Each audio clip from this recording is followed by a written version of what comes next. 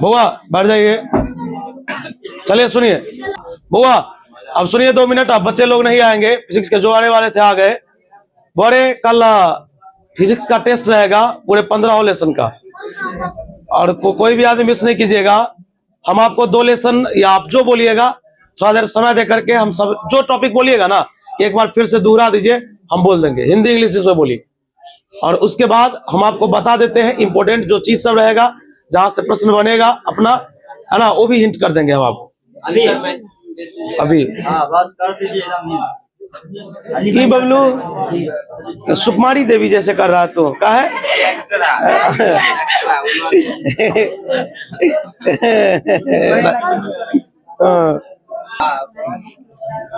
चलिए बोले ध्यान दीजिएगा। बहुत सारे बच्चे जो है ना नहीं आए हैं, और वैसे जो है सो वो पार्टी सेलिब्रेट या पार्टी का जुगाड़ करते होंगे कहीं पर।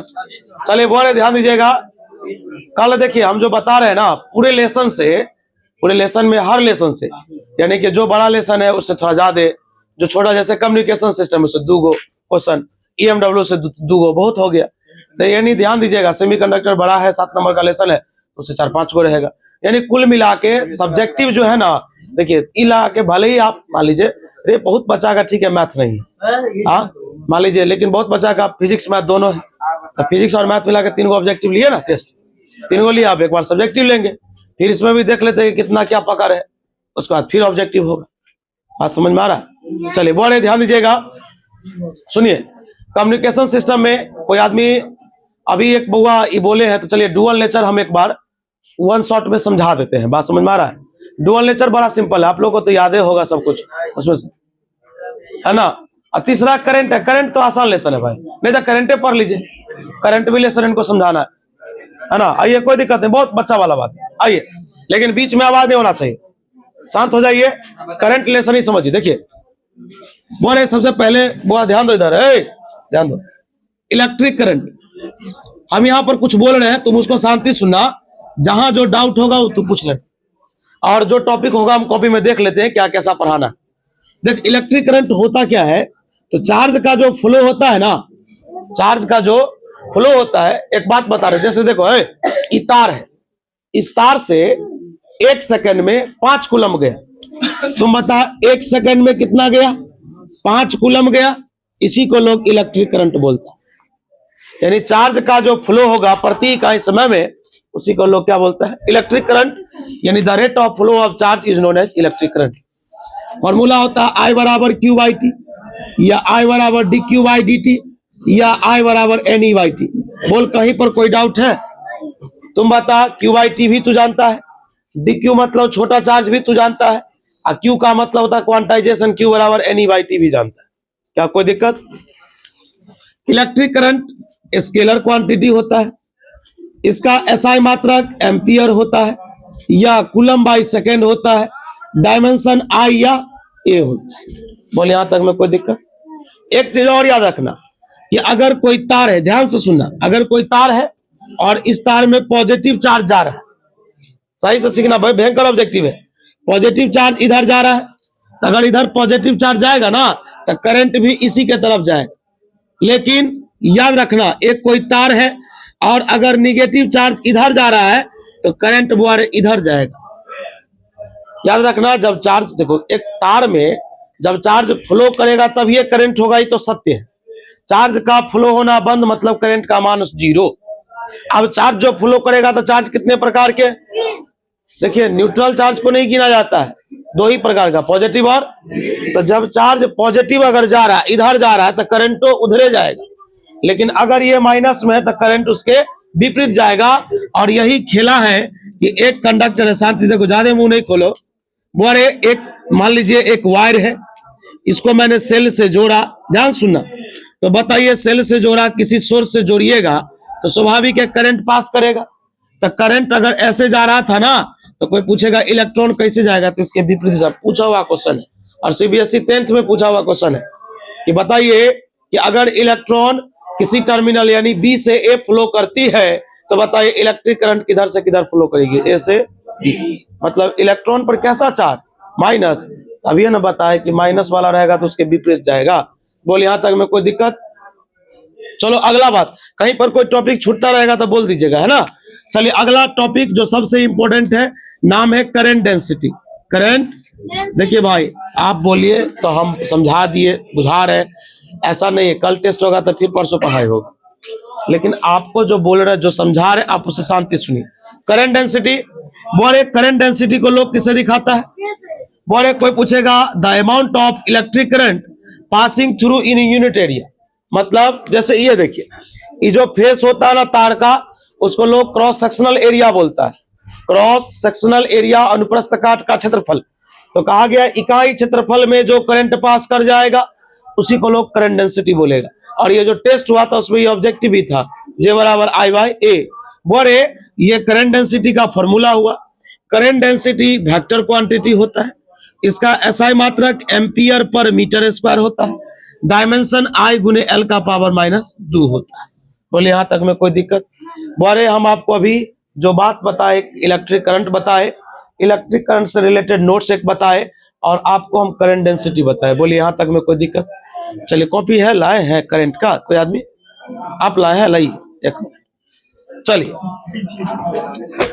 चलिए बोले उसके बाद भाई बीच में आवाज नहीं।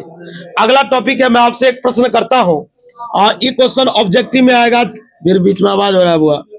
बोलिए I बराबर DQ बाय, देखिए कैसे बोलिएगा, जिनको नहीं आता है तो सुनने से ही तो आता है, अगर हमको नहीं आ रहा हम सुन लेंगे आपका बात आ जाएगा।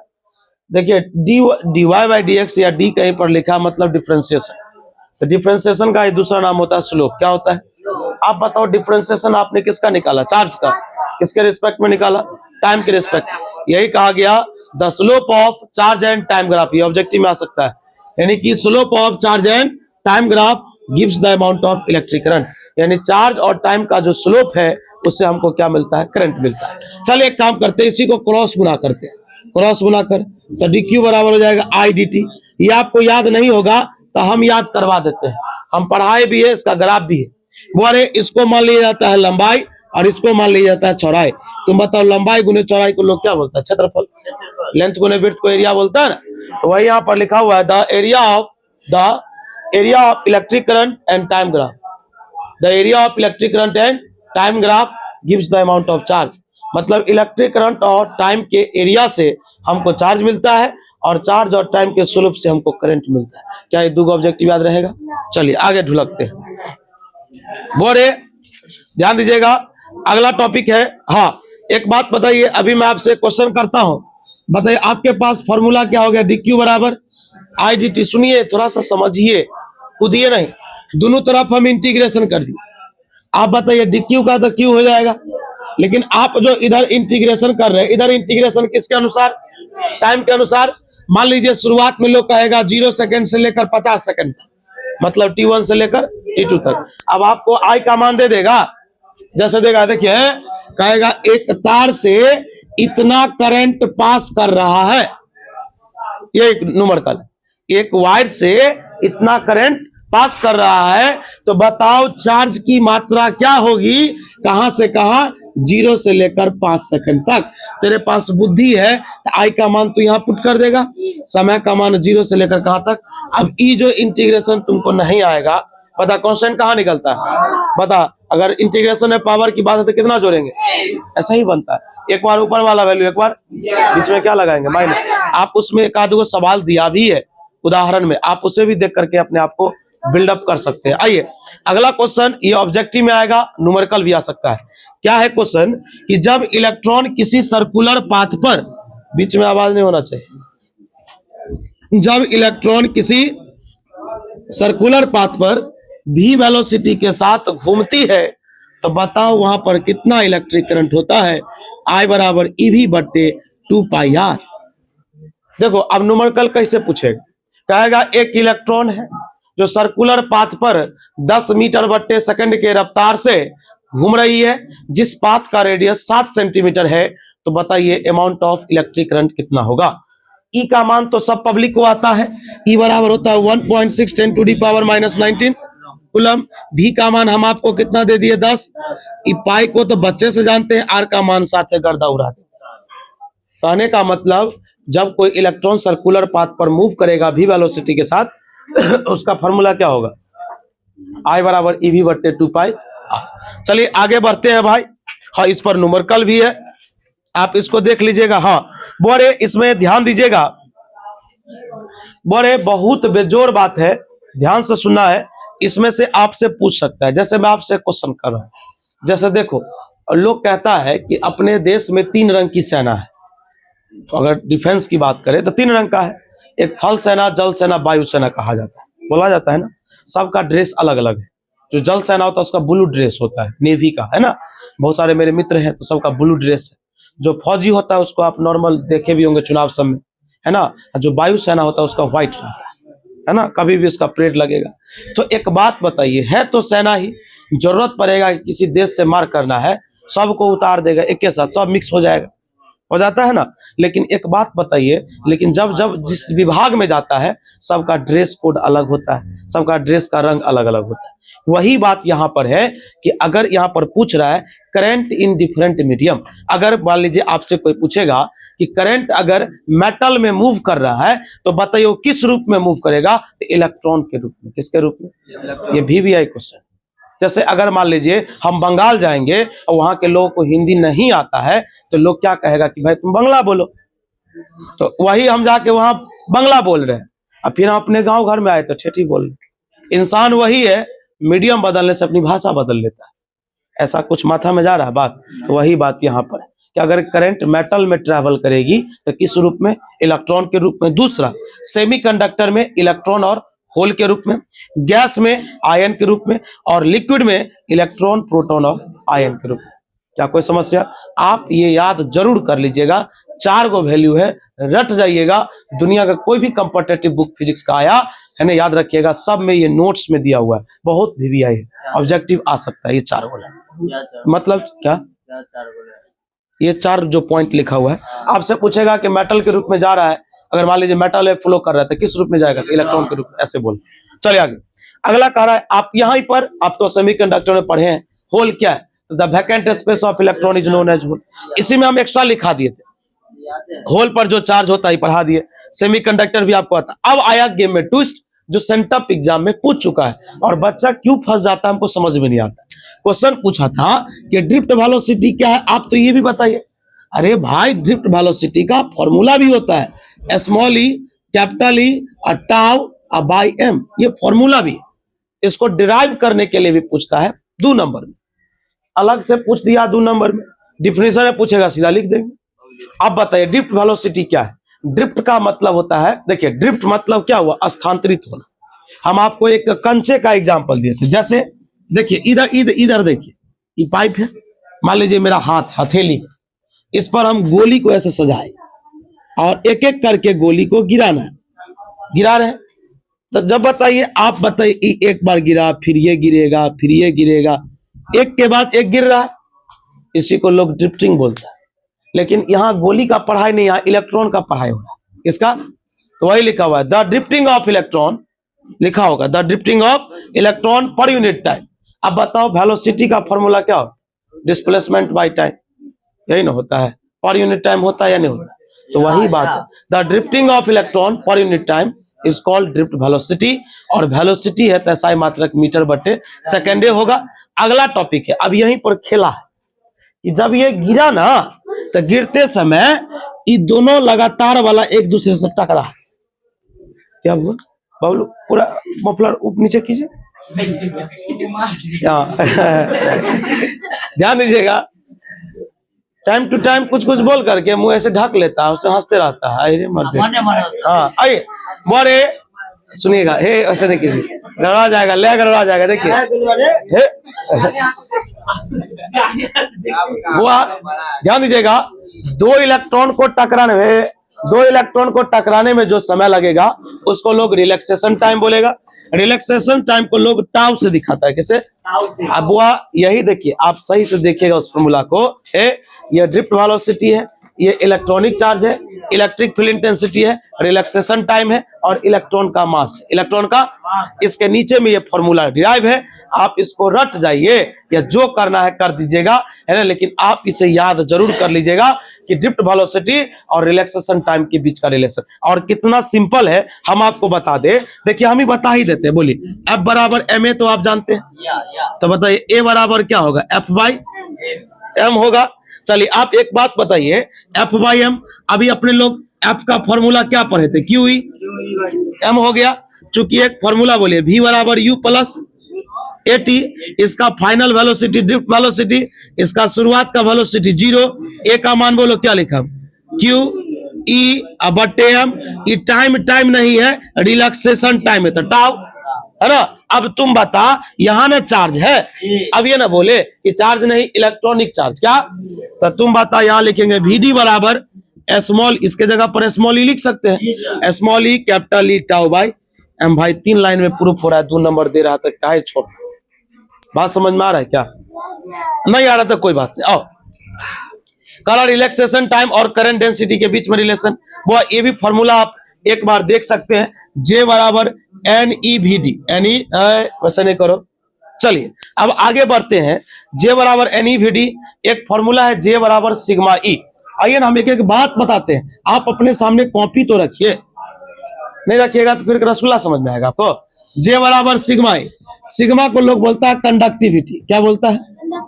अब कंडक्टिविटी मतलब क्या हुआ कि एक चालक के अंदर चालकता ज्यादा होता है और एक प्रतिरोध के अंदर प्रतिरोधकता ज्यादा होता है। तो बोले J बराबर सिग्मा ई को लोग microscopic forms of Ohm's law बोलता है, यानी कि ओम के नियम का ये माइक्रोस्कोपिक फॉर्म्स है, यहां से भी ओम्स लॉ डिराइव होता है। और ये भी एक बार पूछ चुका है कि करंट डेंसिटी के फॉर्मूला से ओम्स लॉ को डिराइव कीजिए, आगे हम किए होंगे कहीं पर, हम बता दें। अब बताइए, ओम्स लॉ तो आपको आता होगा, कांस्टेंट टेम्परेचर पर किसी तार से जो करंट पास करता है वो वोल्टेज या पोटेंशियल डिफरेंस या विभवांतर के सीधा समानुपाती होता है। जैसे जैसे करंट बढ़ाओगे वैसे वैसे वोल्टेज भी बढ़ेगा, लेकिन यह खेला तब होगा जब टेम्परेचर कांस्टेंट हो।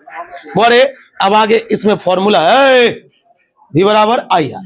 अब बता, ओम्स लॉ के अनुसार कंडक्टर 2 प्रकार का, ओमिक और नॉन। जो ओम के नियम का पालन करेगा ओमिक, नहीं करेगा नॉन, जानते हैं, एक लाइन का बात है।